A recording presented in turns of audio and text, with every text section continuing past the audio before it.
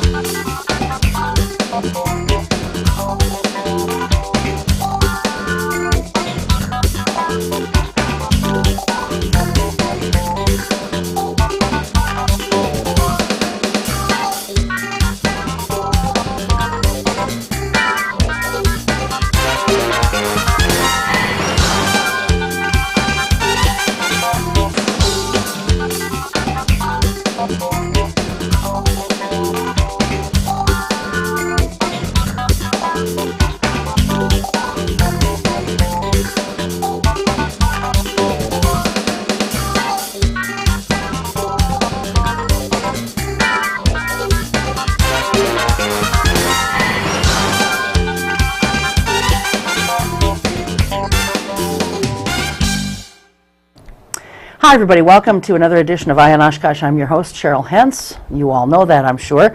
And you also know my guest tonight. Very happy to be joined again by our city manager here in the city of Oshkosh, Wisconsin, Mr. Mark Rohloff. Hello. Happy to be here. Thank you. On a very hot, balmy night. Well, we heard thunder in the distance, so I'm glad I'm here instead of outside. Yeah. Although, I don't know. I don't think it's going to pour quite like it did this morning. Right. But the sky is threatening, though. Got a lot of questions for you. Always, there's never a shortage of things to talk about when you're on, and that's the case tonight. But so many questions I got.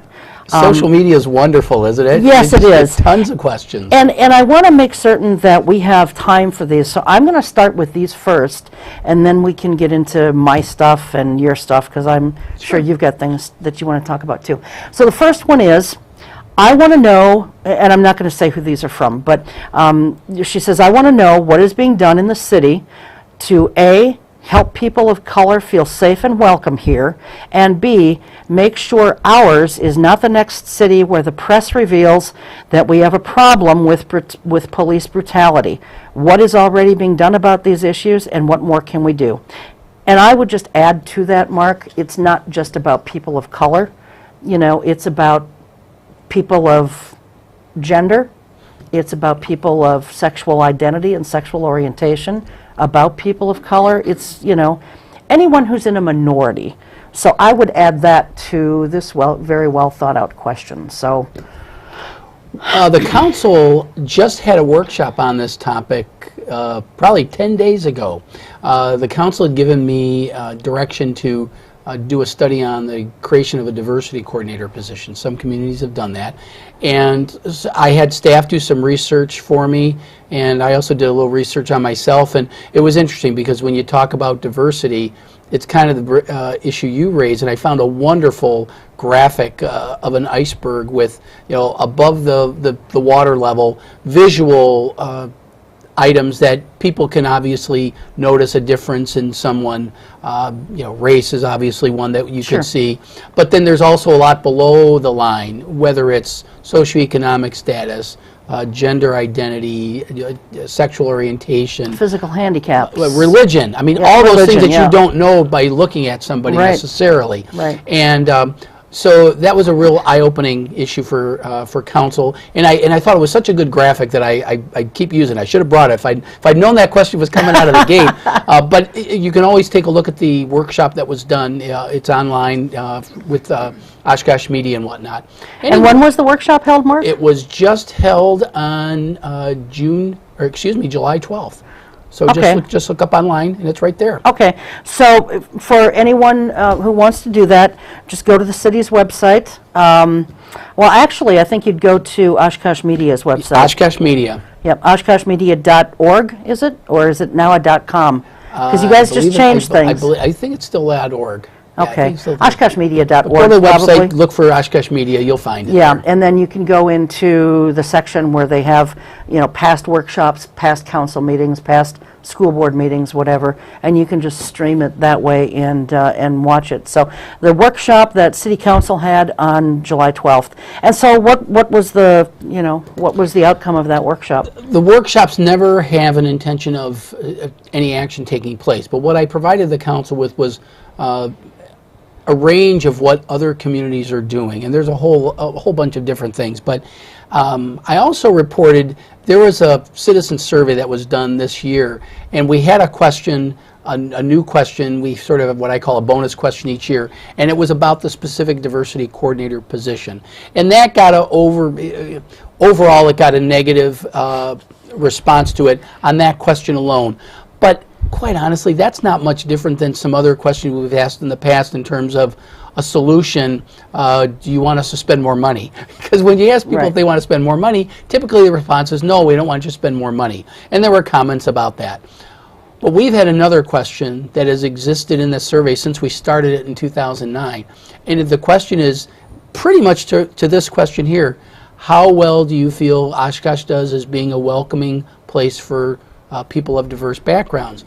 And on a 2-to-1 level, people said we do a fair or poor job. So clearly the public thinks that there's more we can do, even though they may not necessarily prefer the solution that was offered to them. And that's not uncommon. Do you think roads need to get fixed? Yes. Do you want to pay taxes to fix the roads? No. Those things happen all the time. Sure. Well, but we have to pay for some things, and let's face it, we're going to have to pay for this, I think, if we want to keep pace with other cities. And it's not just about keeping pace. It's not because this is a contest, because it's not. It's about, it all goes down to economic development, as you know all too well. And you've talked about that in talking about this very issue. Well, that's what we found. I also did I had a lot of discussions with businesses. And you take a look at businesses that are trying to attract people from outside our current geographic area because we need more workers, whether it's Oshkosh Corp looking at engineers or Dealer Socket looking for more software engineers or computer science people. We're going to need to attract people from outside the area. And the first thing you want to know is this a nice place to live? Millennials, and I won't just stereotype millennials, but millennials are looking for diverse populations. They're looking for diversity, acceptance of diversity, cool places. I mean, there's a whole bunch of things you can say that millennials are looking for, but other people are also looking for that. And I always say, when a prospective employee goes back home to their spouse and is talking about a potential area, they don't necessarily ask, well, how are the roads? How are the schools? Is it a nice place to live? Are the people friendly? Those are those qualitative things that we have to keep an eye on. And part of that is being welcoming and open to people of diversity, because if you take a look at the population trends outside Oshkosh, forget about what we have inside, because we're not a diverse community. I mean, we really aren't. We're over 90% white still after all these years, but the population outside of Oshkosh is growing and changing. And as we attract people, if we exclude a whole group of people, we're going to lose out on attracting good quality people that will enrich our lives.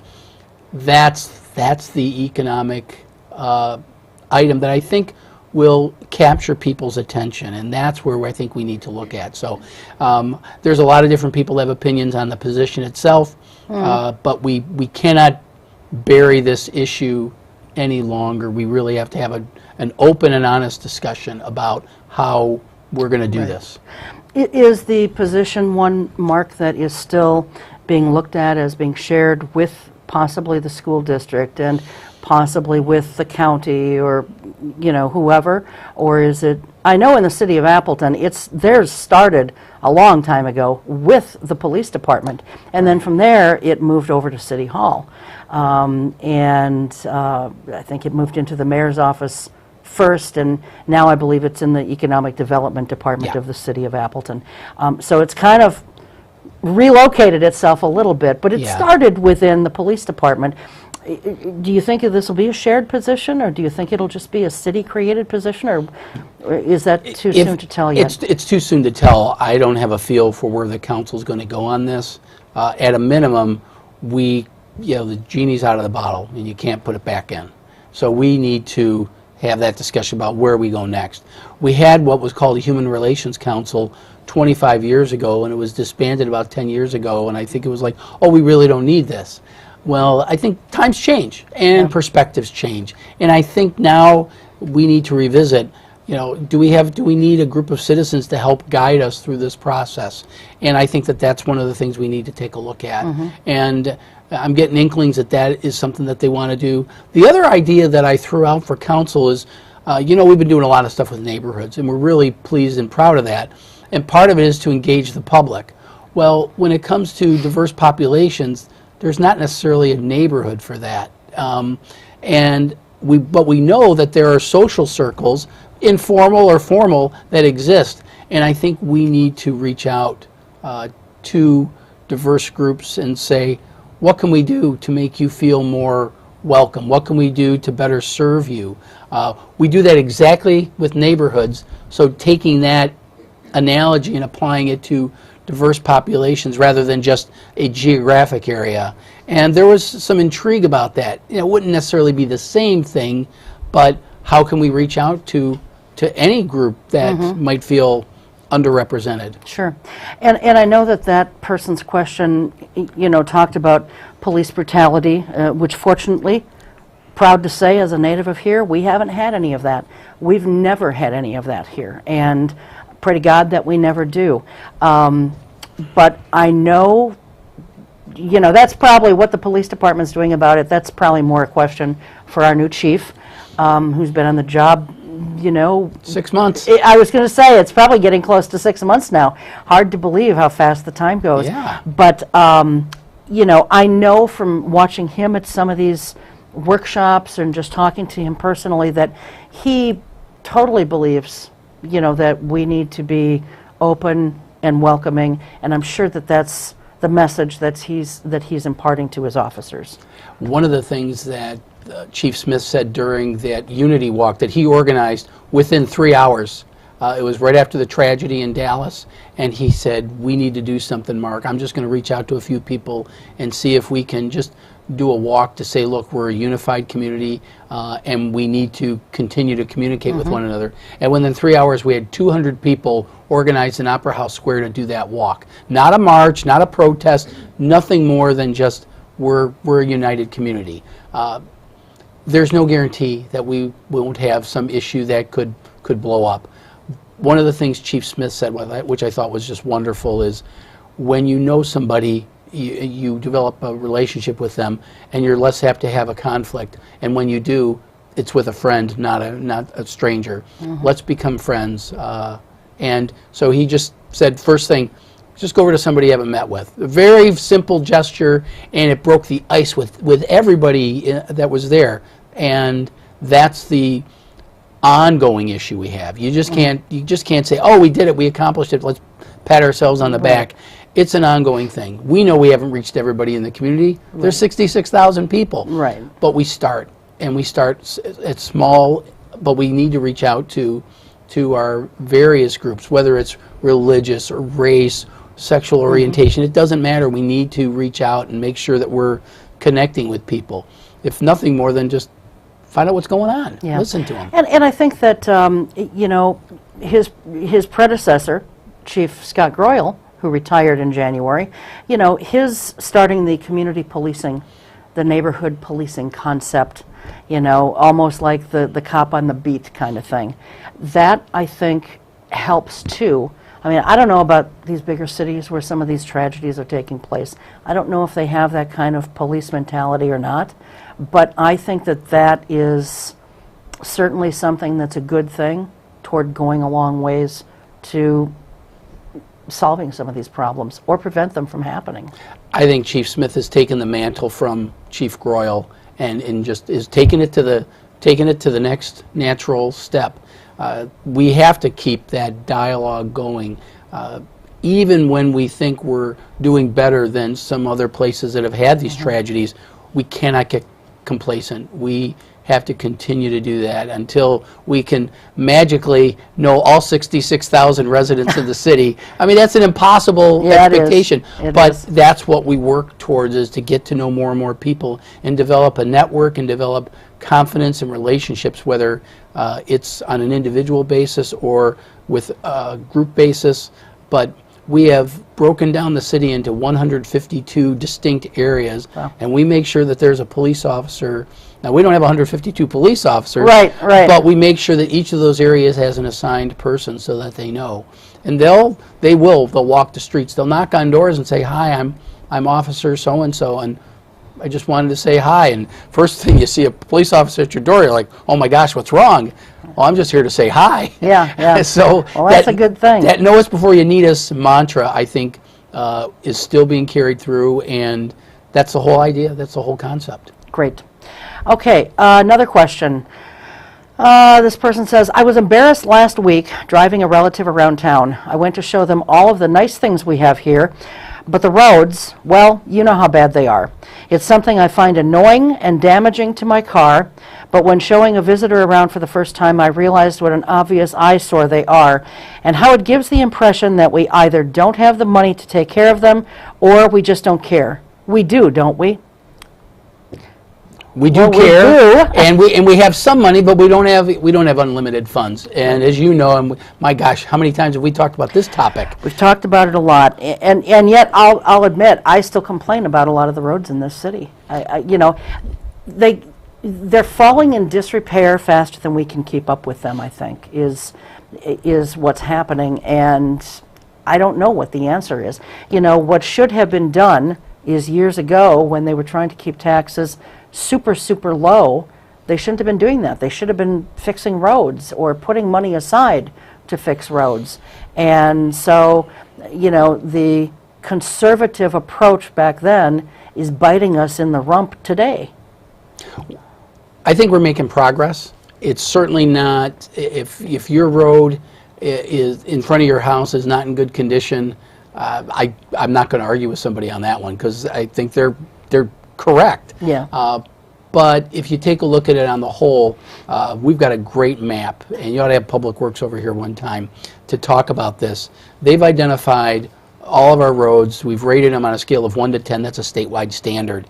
And we've identified that within our 5-year capital improvement plan, we're roughly getting about 80% of those roads that are rated 1, 2, or 3, the lowest of the low, within our 5-year capital improvement program. About 80%. That's our goal. And we're doing pretty well on that. The problem is that a street rated 4 becomes a 3, and we update it every 2 years. So we are playing catch up. We're playing catch up from 80 years ago. But we are making some good progress, and I don't know what street that person lives on, and sometimes I'm hesitant to ask that question, but I get a lot of questions on the Near East Side when you think of CP and Otter and those east-west streets, that if you want to show that area of town, you got to take CP, you know, or you got to take Wagoo, you got to take those streets, and those are on schedule to get done. This year we're doing Bowen, and we're doing a portion of CP, and that's part of our plan. Everything's connected. I always say that, and we have some storm sewer that needs to get connected, because last year when we redid Mount Vernon, over Parkway in Mount Vernon, Dan Rylance was bugging me about it. My former co-host. Yes, but we redid Mount Vernon, and Mount Vernon had a 42-inch storm sewer put underneath there. It's connected to a 15-inch storm sewer on Court. We got to get Court done. Yeah. The Y has been asking me about getting Washington done because it's in poor condition. Sure. And I said, well, I think you want us to do it after your building's done, not during or while your building's being done. Access is going to be enough of an issue. So we're coordinating our CIP, so that our capital improvement plan, to get Washington done in 2018 after the Y's done. So grand opening day, the streets won't be too hot. We admit that. But the idea is we don't want to interrupt their construction, but we got to get Court done. then we'll get a 42-inch sewer there, or maybe even a 48-inch. But we have to do this. We have to do all the underlying stuff. But Washington, the sewers are in rough shape. We have sewers that are still. We're replacing sewers that are 125 years old, and so we've got to coordinate all those things. So your street may look in really rough shape, and it is, but we have to coordinate it with all the other sewer and make sure everything's connected right. I'm praying for really bad or really good weather, because bad weather like we've had in recent days, if we have something of a major deluge, we're going to have a problem along Washington Avenue, because 42 inches of water is coming from Mount Vernon to Washington, and Court Avenue is only 15 inches. That means backups. Well, and that's what we experienced. How many years ago was it now? Is it 8 or 9 years? 2008, 8 years. So 8 years, you know, when we had those major floods. I mean, that's when you guys started to realize that, hey, you know, we've got storm sewers here that aren't large enough or equipped enough or in good enough shape, maintenance-wise, to be able to handle this kind of downpour. Now, thankfully, we don't get that kind of downpour that often, but you can never predict what's going to happen, you know. Right. And the other problem that I think we have here, not just in Oshkosh, but anywhere in, you know, the Midwest like this, is you get snow. You know, you can't work on roads year-round. And so it seems like, you know, that may be putting us a little bit more behind the 8 ball. It does, but that's everybody. We know we have an issue with roads, and there are other communities that don't have as significant a problem as we do. But I think we're doing better, and I want to say that I truly believe we're doing better. But we're still playing catch up. I'd encourage people. I know you have our website up there somewhere. Yep. Go to our website. Go to Public Works Capital Improvement Plan, and just take a look at the streets that we have on tap for the next 5 years, and we're going to be updating that probably in the next 2 months with our 2017 to 2021 capital improvement plan. And we do shift things around. We have to shuffle things because priorities change and whatnot. But take a look at if streets are marked in black, those are the streets that are the worst of the worst, 1 through 3. And if it's got a color over it, it's in our 5-year CIP. Okay. So you're going to see CP and Washington and Otterdon and Wagoo, because they are the worst of the worst. And we'll start to make some progress. And New York Avenue is getting done. You know how bad New York Avenue was. Yeah. Yep. New York in front of Merrill School. Mm-hmm. That's next year. North of Main Street, north of New York, between New York and Murdoch, that was in very rough shape. We're getting that done this year. Parts of Jefferson are in. I mean, you can't name. I don't think you can name a major street in this city and not have something wrong with it somewhere. But one of the things when we get that part of New York done next year, we will be able to say that New York from the river to the lake is done completely. It's all done. So, but that's only one street. Yeah. So I know we have a ways to go, but we're making progress, and the idea is it's just one bite at a time. I always say, how do you need an elephant? One bite at a time.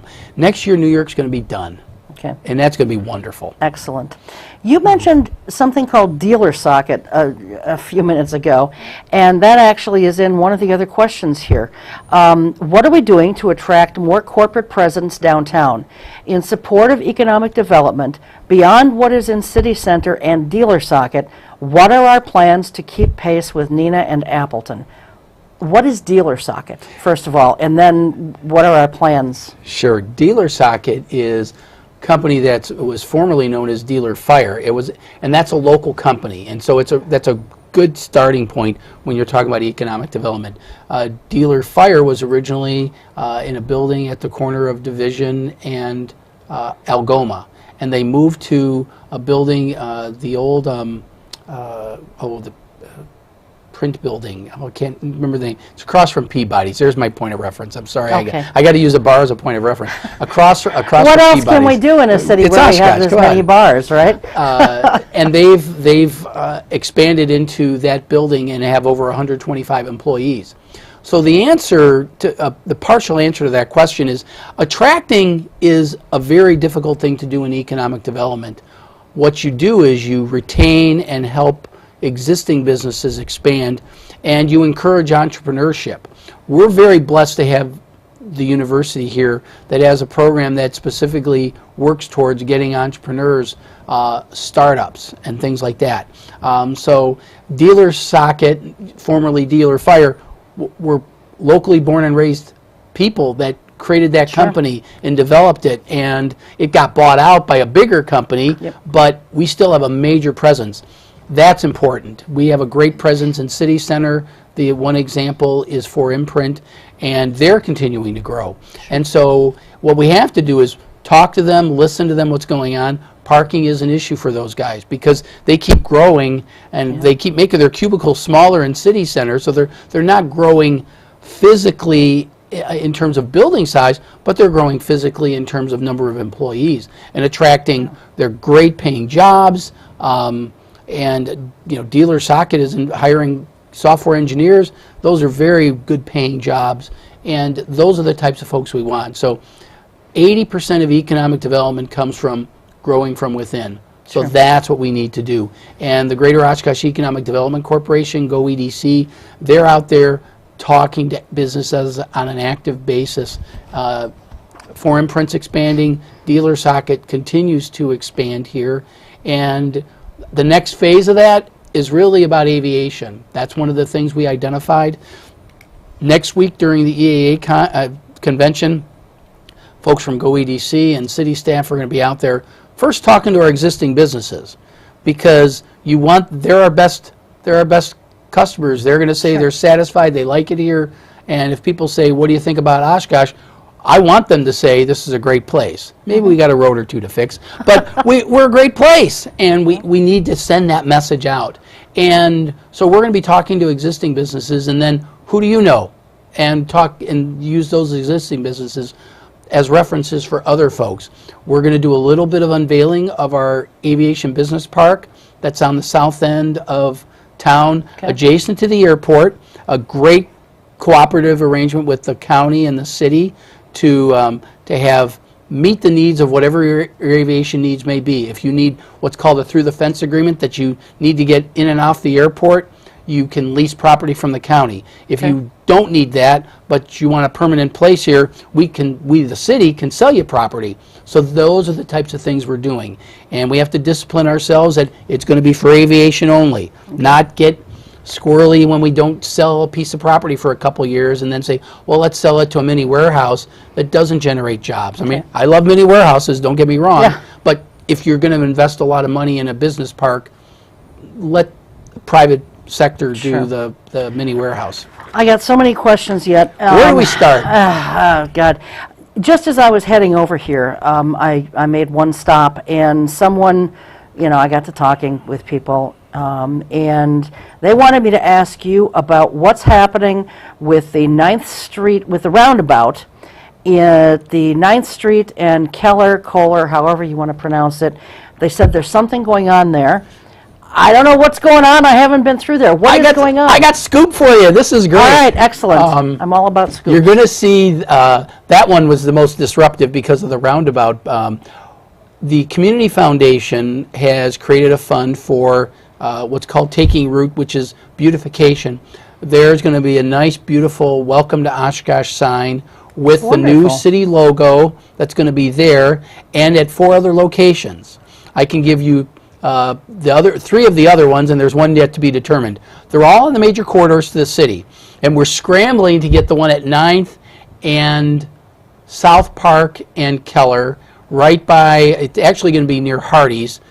We can't be over by the airport too close because of things over there, but there's going to be a big, beautiful Welcome to Oshkosh sign there that will be greeting EAA guests next week. Okay, perfect. I don't have the date. We're going to have a dedication ceremony because the Community Foundation is funding this 100%. Wow. The only city involvement is our electricians to make sure things are plugged in correctly, and we're going to do a little bit of landscaping to make them look nice, but over $100,000 is being donated by the Community Foundation. So that is a hot topic. You're the first one to get that scoop. Well, I'm going to have to really thank this person for asking. Oh, yeah, they set that up. I'm going to go back to her and tell her, hey, I asked your question. And it was a scoop for us. It was a so gold. thank you. It's gold. Well, now I'm going to have to drive by on my way home tonight. I'm driving by home because I want to make sure those things are Well, in the EAA. it'll be out of my area, but I'm going to have to take a little detour just to see it. So. We're going to be putting them at 2 other sites for sure right away. They're all the major corridors. One's going to be on 21, Okay. just as you're going east over I-41. There'll be one on the right side Okay. Near the last roundabout. Okay. And then we have one identified on Algoma, North Algoma, over near the cemetery. As you're Okay. coming into town on 45 and you're making the curve just as you get to the cemetery, there'll be one there. And then the last one is the other major corridors on Jackson Street. We're still trying to find the right location there. The DOT has to approve anything on a state highway. Sure. They approved Algoma, they approved South Park, but Jackson's a little tougher, but we're going to get one there too. Okay. So is that an additional, I mean, are each of these $100,000 or is it $100,000 total for all 4? Whole thing is $100,000 for all Well, 5 when the all last 5. one's done. Okay. Well, thank you to the Oshkosh Area Community Foundation for their generosity Yeah, they're with great that partners. gift. So, okay, now I've got my questions. Now it's Cheryl's time. Budget hearings, I know, are about to get underway. So what, and we've always talked about budgets when you're here. So what kind of shape are we looking at, shape are we in as we're going into this budget hearing session? We are in the final years of a 3-year agreement with our police and fire and transit unions. We still have 3 unions, even with Act 10. We actually 5 if you include our supervisory units, but police, fire, and transit. And so we know what those numbers are, so that gives us some certainty. We still have to balance the budget, but we know what we're getting into. We're not guessing. And we just had a workshop with council the other day just about preliminary budget. We have 3 budget meetings with council before the budget's even submitted to them, and it kind of sets the table. Here's where we're at. Where we're at is because we have a better idea of what our costs are going to be, both with wages and health insurance. We were able to secure a guaranteed not to exceed increase for our health insurance for 2017. So we had a workshop with council. All told, for everything that's general fund supported, we're looking at about another $1.5 million in costs on the personnel side. So that's going to be a big chunk that we're going to have to bite off. But we have a good certainty about that, which is great. Knowing is better than not knowing. Right. There are other things we'll have to take a look at. Fuel and utilities, those things go up. We're fortunate that we've had some efficiencies by investing in our recycling program. The recycling program and the refuse program, the automation of that, we have been able to eliminate a position because our folks are getting so good at doing that job, and they've become better, more adept at using the joystick to unload those garbage cans. Watch them go down the street, they're just doing it faster. And we're really pleased about that. So we were able to reduce a whole position in our refuse and recycling because of that. So the investment's paying off. Those are things we got to keep looking at. We got to look at new technologies. But we do have demands for more services. I know that police would like to have more. Public Works, we've been able to eliminate some positions in recent years. Some do efficiencies, and some, when times were tough, we cut positions. I know we're more efficient because of the garage. Sure. We believe we're getting an extra 20 minutes of productivity out of our employees every day because they're 20 minutes out of the gate quicker than they ever were because they were tripping over each other. Now they're not tripping over each other. They get their work for the day, they get in their trucks and they go. Before it was awful. So we're getting that type of efficiency. So as time goes on, we'll take a look at that. But we know that it's going to be $1.5 million next year for that. State aid is pretty much frozen. We got a little more recycling revenue. The state reinstated a little bit of that. So those are things that we're looking at. Debt service, we got to get our debt service down because the council's said that we want to limit our borrowing for general obligation to $11.4 million. When I first got here, council said hit the gas, we got to get going on street projects, and we did a lot of borrowing. Now it's like we got to slow down a little bit. And we have a plan that's going to limit our borrowing to $11.4 million from now until about 2024. And if we can do that, we'll get our borrowing down and get that a little more under control. So we're not going to stop, like that question about streets. We're not going to stop, but I refer to as taking our foot off the pedal. Okay. Just relaxing. All right. We already talked about the diversity council, or the diversity coordinator position, so that was sort of dovetailed in with that one viewer's question, so we can cross that one off my list. And this is a really short one to discuss, because there are some others that are big issues. Dogs in the parks. As of I know July, that's a favorite of yours. well, it's something I've been pushing for years, and I'm very pleased about it. As of July 12th, at the council meeting a week ago, as we're taping this, dogs are now allowed in parks, but only certain parks. They have to have a trail or a walkway in them.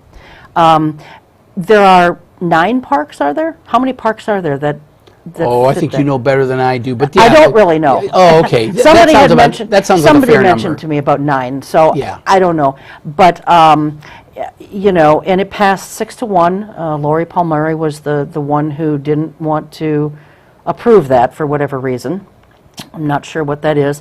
You know, and there really wasn't a whole lot of negative discussion from citizens or whatever. I mean, this is another thing where the time has come. You know, It was vetted out so many times. The Parks Advisory Board gets a lot of credit for taking the brunt of the comments on both sides of the issue. And there have been issues. This has been going on for years. Yep.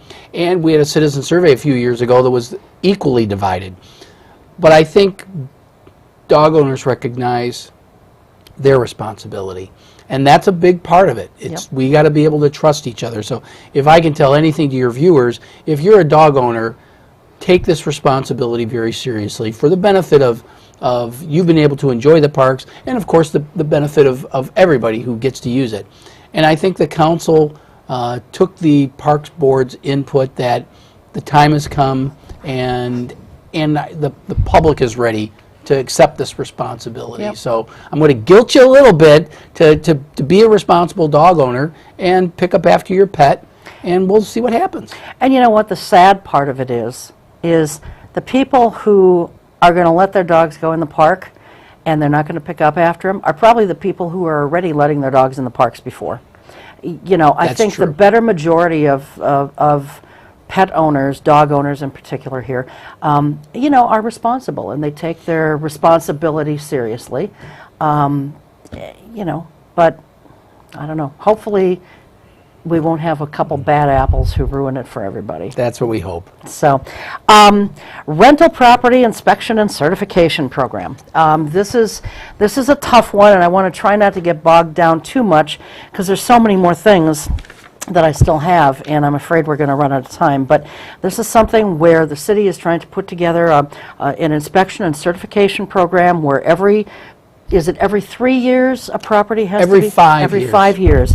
A property has to be, a rental property has to be inspected, and the fee is what? It's $125 for the inspection. So over 5 years, it would average out to $25 a year, or average to $2.07 a month. Okay. But we also have other provisions in that program as proposed that would make it even less expensive for volume. Well, and of course, the landlord association, the apartment association, whatever their official name is these days, they're not happy with this. And what are their big objections? I think there's several. One, just a philosophical approach that you shouldn't be interfering, and that's the role of government in American society is a debate that's been going on for 225 years, Yeah. and it'll continue.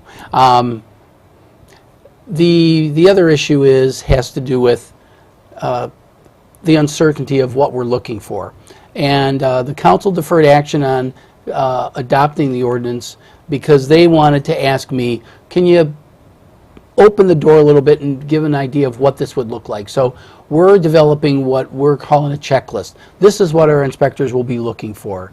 I'm glad to hear that, Mark, because I know the mayor, Steve Cummings, had talked to me a little bit about this and was, you know, kind of picking my brain. And I told him that I honestly think that this is something that's needed. This, too, is a long time in coming. and this is coming from someone who is a landlord, you know, if you do what you're supposed to do, and if you don't know how to do it, you at least ask the questions of the right people, you probably don't have anything to worry about. But people have to be assured that they're getting safe properties for the rent that they're paying. And, you know, these people who don't maintain their properties properly and just sort of thumb their nose at the city, I know of one landlord who just said to their tenant, "You're renting an old house. What do you expect? Deal with it." Well, that's not the right answer. That's not the right answer. And that's a person who should be ashamed of himself for taking $1 of rent money from a person. We have a responsibility to make sure that we have safe housing for our residents, and that's one of the things we do.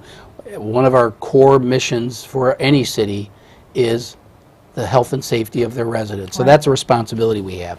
And the idea that, I think one of the other issues, Cheryl, that what's the issue is, I think a lot of folks don't recognize the level of responsibility they have when they are landlords. And when you're a landlord, you have a much greater responsibility.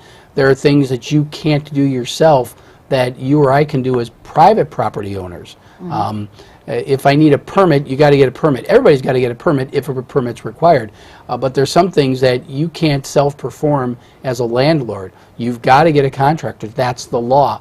I think there's maybe a little concern that maybe there's been a little bit of do-it-yourselfer stuff, and we're not looking for gotcha moments. We just want to make sure things are safe. If there's a electric outlet and there's a plate on it and it looks okay, we're not going to be digging in the walls. That would just not be good time spent. But if the plate's not on there, that's a violation. Yeah. And it's like, you got to fix it. Well, if that's not done, what else is done? We also have to take a look at what things that tenants do. And you know, as a landlord, that sometimes you don't get the best tenants. That's right. And if anything has been done, and one of the biggest things that we hear from landlords, that some tenants will disable the smoke detector. And happens more often than one might think. Yeah, and we've heard that. And so we're going to look at a way to make the tenant responsible for that. Most landlords, if they follow those standard forms and everything, their tenants acknowledging that they have a smoke detector in working order. So if we go and see that and we know that they've checked that off, well, then it's not the landlord's problem, it's the tenant's problem. And so the landlords have said, if it's their fault, shouldn't they be responsible? And I think that that's a reasonable request, and those are the types of things we want to take a look at. Yeah, I mean, there are certain ways that landlords can protect themselves against things like that. I've got two forms that I use, for example, for smoke detectors. One is an old city form. I mean, it is so old. It was still, I think it was probably printed when we still had dot matrix printers. This is no lie, Mark. It looks to be that old. I thought you were going to say mimeograph, so the fact you say dot matrix. Not that old. Yeah. But, and then there's the standard state form. And, you know, both say that you've been present when you've tested the smoke detectors and that they're in working order. And the state one also goes so far as to say, hey, look, these are the landlord's responsibilities, and these are your responsibilities. It's the landlord's responsibility to fix it, including replacing batteries. But it's the tenant's responsibility to let the landlord know if it's not working, if the battery dies, if for some reason you test it and it's just not working and a new battery doesn't do the trick. You know, you have to let the landlord know. The landlord doesn't know if you don't let him know. So it's just little things like that. But the one thing that, you know, when Mayor Cummings had asked me to kind of take a look at the draft of this thing online, I went to the city's website and I did look at it, and I'm glad that you said that, you know, you're going to be putting together like a checklist of things that you guys are looking for, because I read it and I thought, this leaves me wanting more. This doesn't tell me anything. In fact, it ended, I believe, with what I saw, and when I saw it, it ended with, I think, definitions. And I thought, well, this doesn't tell me anything. You know, I want to know what they're going to be looking for. You know, how far is it one of these things where once they get in and I'm sure that this is the landlord association's concern. Once someone gets in the house, are they going to be looking in every little nook and cranny? You know. Yeah, and I can give you an example. Here's one example. If they're coming in the house to do a safety type inspection to certify the house, and they notice that there aren't screens, which is an ordinance. I mean, you have to have screens on the bottom floor windows, you know, ground floor windows. It must have screens on them. Are they going to get written up then if there's not screens there? I mean, just to what extent will it go? And I think that's the concern of some of the landlords. Yeah, and those are the types of things we're going to have to get answered.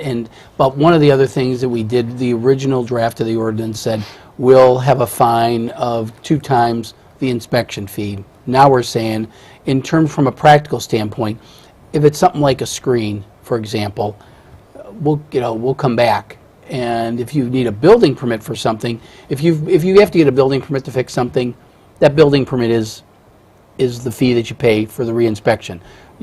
It's assumed that when you get a building permit, you get an inspection. So if you're getting an inspection for that, there's no other fee. You get the permit, you get the inspection, we're good. Thanks for help, and we're moving on. Yeah. We can't get through thousands. We have about 12,500 rental units in the city. So we got to get through 2,500 in a year. We can't get through 2,500 in a year if we're dallying and picking on a lot of small stuff. We got to make sure that the basic health and safety stuff's taken care of, and we're going to look for ways to make that more efficient. Maybe the screen, for example, if that's as simple as email us a picture of it, maybe that's the way to do it. Yeah. Find simple ways. Okay, good. So when do you think that this is going to be up and running and in place and ready to go? We're supposed to come back to council at the first meeting in August with an update of where we're at, and we'll take it from there. I would say in the next 2 months we'll have the ordinance. Although the folks that we've agreed to meet with, some of the landlords that are willing to work with us on this, they're not saying that they're in favor of the ordinance by working with us. All they're saying is they're willing to work with us.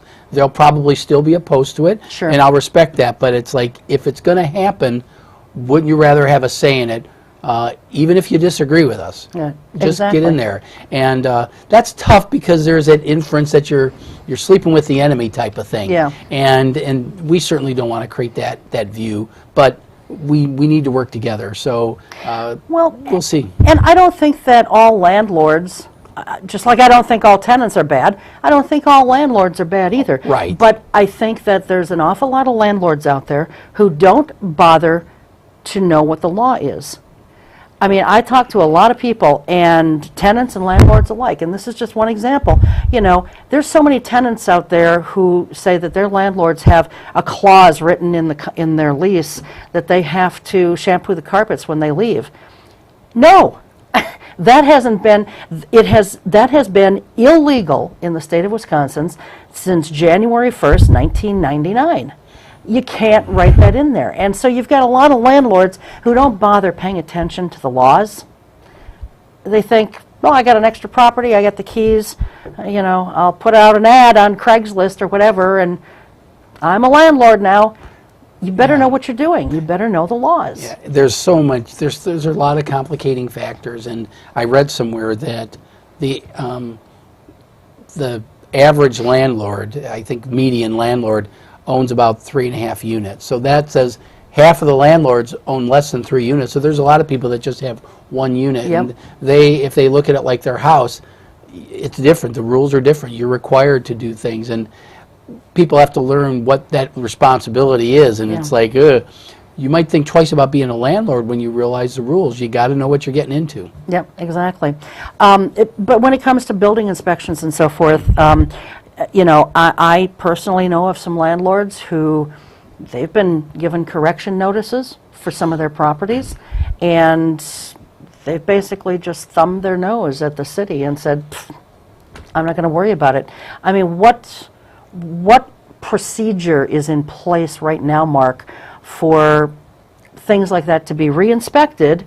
I mean, obviously an inspector's been out there once before, through a complaint from the tenant or a complaint from a neighboring property or whatever. they've been out there once before to be able to cite the landlord. Why is it that they don't seem to be going back to follow up to recite these landlords? We generally do go back, but the problem is once we take them to court, then we have to surrender everything to the court system to go through that. And the courts, if they give them extensions or they come up with an excuse to get an extension or a delay, and then they come at the end of the process, and if 5 or 6 times, and I'm not exaggerating, literally 5 or 6 times, and they come back and they say, well, I finally fixed it, but it took us 6 times to get it, and the tenant is just waiting for this to get done, or they've moved out and another unsuspecting tenant moves in. To me, it's irresponsibility, but that's what happens. And somebody likened it to, if I got a speeding ticket today, but I go to court in 3 weeks and say, oh, Judge, I drove the speed limit to court today, and the judge says, okay, well, then you're off the hook on the speeding ticket from 3 weeks ago. It defies logic, but the courts need to recognize that if somebody's violating this type of law, you have to enforce it, and you have to let us, if we believe that they've been violating the law, they either did or they didn't. And if they didn't, they're off the hook. But being overly lenient in the pursuit of maybe being more administratively effective at the court level, that's an issue. And our folks have shown me case after case where that's the issue. And then in some cases, like a couple that I know of, no one's even bothered to come back to see. And I can't speak to all those, Cheryl, but we try. Of course. Boy, so many things yet. I know, you're going to have to get me back. One real quick question about contractors and the inspections department and so forth. As I understand it, if you want to have a greater ease in getting permits, you can like bank some money as a contractor with the city, but then there's a fee, a small fee that's assessed to the contractor for that simplified purpose, or it just makes it easier for them. We're doing a bunch of things. We did have that. That's getting less and less. There's an administrative fee that's set up so that we can manage that account for you. And if you fall below a certain amount, you can either recharge it or choose to let it go. Somebody had brought that up to me, and I thought about that, and I thought, how does that make sense? Because the city's making money on the landlords now, on the contractor's money that's banked with the city, basically. So you're earning interest on that, but then you're charging the contractor a fee. It seems like the city's kind of making double money, doesn't it? We're not making that much money. The amount of money we make on a percentage is very minimal because we have about the most conservative investments. It's really just so that our folks can keep track of it. But we are moving towards getting more automated with they can just use a credit card and stuff like that. So that is going to probably, what you're talking about, it's probably going to become a thing of the past in relatively short order. But excellent. Yeah. Buckstaff property. I know that before he passed, Dennis Schwab was, kind of wanting to develop this big thing down there. Where are we at with that? I know they presented something to the council on the 12th. Oh, the Geldwin site. Geldwin site, I'm sorry. That's okay. You can ask me about Buckstaff later. Because Buckstaff is another area that needs some work done. Geldwin. Yeah, the what's called the Morgan Partners, which consists of some folks from the Schwab family as well as the Lang family, have proposed a what's known as a mixed-use development, residential, commercial. There's a grocery store from the Madison area that's looking to locate there. Them on the ground floor, apartments above, adding a grocery store to the downtown, which we think is a wonderful thing. They want to be near the university, and we're hoping that is very successful. We have another one that was just announced today. They received a $375,000 grant from the state of Wisconsin to help them with remediation issues on that site. We applied with them for that grant, and we were just awarded that today. Excellent. Buckstaff property. The beginning of tearing it down is underway. First thing's got to get done is asbestos. And you won't see a lot of activity because you got to control the dust and everything. So you won't see any dust if they're doing it right for a couple months. But by September 1, the asbestos should be done. Then we can start physically knocking the building down. Mid-December. It's going to be my Christmas gift. All right, excellent. Another Christmas gift I'd like in my stocking is something with the Pioneer Inn. What in the world is happening with that? A local developer has an option on the property. I know he's going through due diligence, doing some studies on what can work from a market standpoint. He has an option until October. He has to exercise that option, and we're answering questions, providing all the information we can. Meanwhile, we're working on an entire South Side plan for the downtown. It's called the Central City Investment Strategy. Big emphasis on the downtown South Side, from the river all the way down to South Park. Basically, from the Pioneer all the way down to Buckstaff. And we're seeking public input on that, and I'm going to show some really cool things and see what our vision is for that area. Sawdust Days is something I want to talk about, but we really don't have a whole lot of time to even begin to get into it. But I will just say this, you know, the organizers of Sawdust Days, I had some concerns about animals being there this past year and so forth, as I have in past years, but this year it really kind of came to a head, and we got some animals not allowed because they didn't fill out their permit properly. But, you know, I'm so disappointed as a citizen, a taxpayer, a member of the media, in Ellen from the Sawdust Days organization. You know, I wrote to that woman 3 or 4 different times. She not once had the professional courtesy or decency to contact me back. But in talking with people at City Hall, that's not uncommon for her. Apparently, she just sort of thumbs her nose at anything the city wants. So my question to you is, if you've got someone who's being so uncooperative and not giving the city what they are asking for, or not, you know, being cooperative with taxpayers. I own part of that park, you know, through my tax dollars.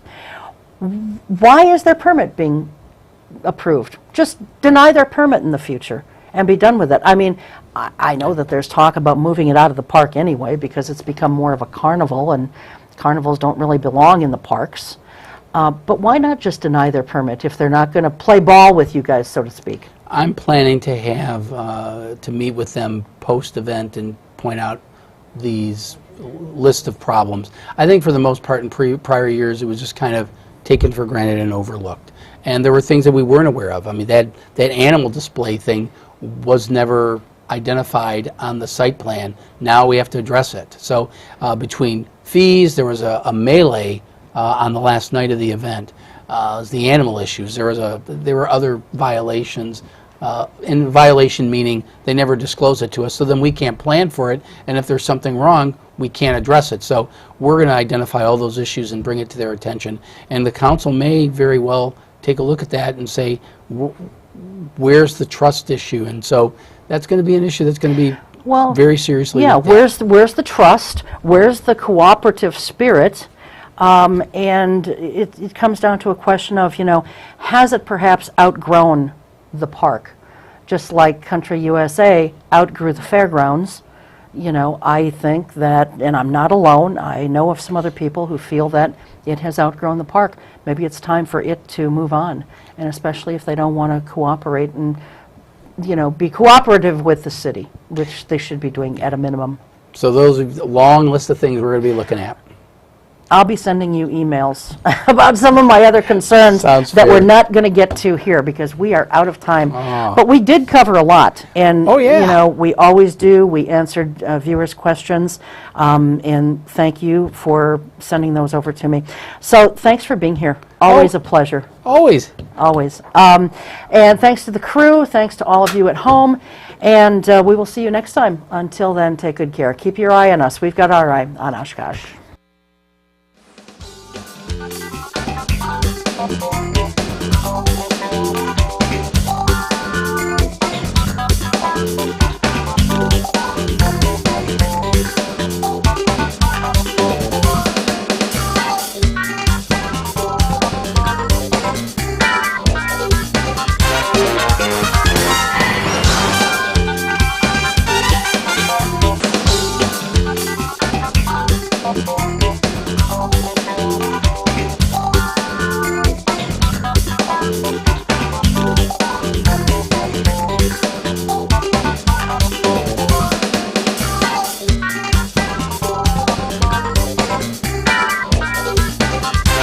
Bye.